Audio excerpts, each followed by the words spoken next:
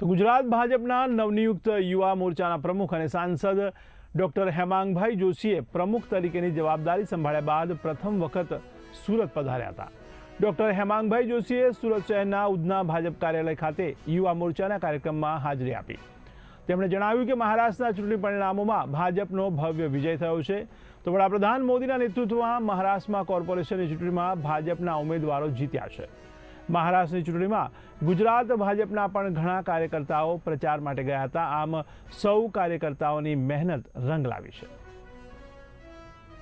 અને આ પ્રવાસની અંદર ગઈકાલે સુરત મહાનગરના કોટ વિસ્તારમાં ઉત્તરાયણ મનાવવાનો મને એક લાવો મળ્યો અને સુરતીઓની ઉત્તરાયણ એટલે અભૂતપૂર્વ ઉત્તરાયણ, કારણ કે ના માત્ર ઉત્તરાયણ પરંતુ જેવી સાંજ પડી એટલે દિવાળીની આતશબાજી પણ નિહાળી અને ધાબા પર નવરાત્રીના ગરબા પણ રમ્યા।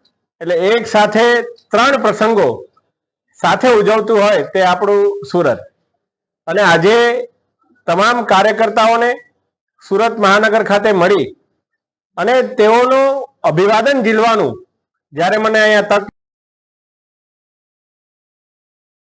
મળી છે ત્યારે હું માનું છું કે કાર્યકર્તા તરીકે રાષ્ટ્રીય નેતૃત્વ અને પ્રદેશ નેતૃત્વ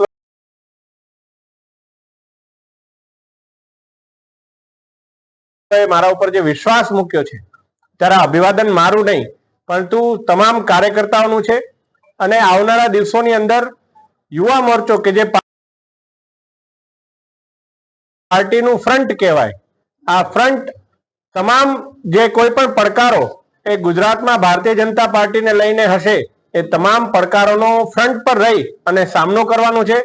અને આવનારા સમયની અંદર સેવાહી સંગઠનના માધ્યમથી તમામ કાર્યકર્તાઓને બૂથ લેવલ સુધી એમની અંદર ઉર્જા ભરી અને માન્ય પ્રદેશ અધ્યક્ષ આદરણીય જગદીશ વિશ્વકર્માજીના નેતૃત્વમાં ખૂબ આગળ નવી થી નવી સિદ્ધિઓને હાંસલ કરવાની છે।